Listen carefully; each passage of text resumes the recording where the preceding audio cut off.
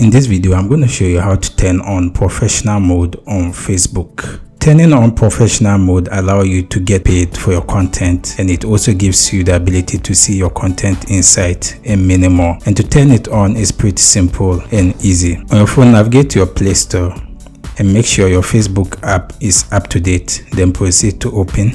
On your Facebook timeline, proceed to locate this your profile icon on the left.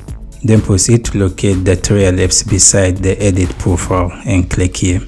Then on this interface, you have to locate turn on professional mode. Make sure to stay to the end to see the exact steps. So an interface like this will open. As you can see, when you turn on the professional mode, you get paid for your content, you have the insight, and you also have additional benefit. So to turn it on, you can proceed to click on this turn on button and wait for a while for everything to upload.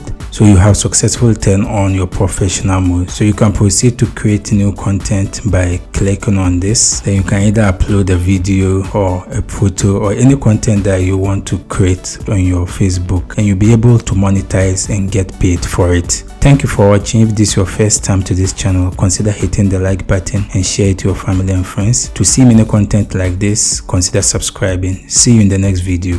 Bye bye.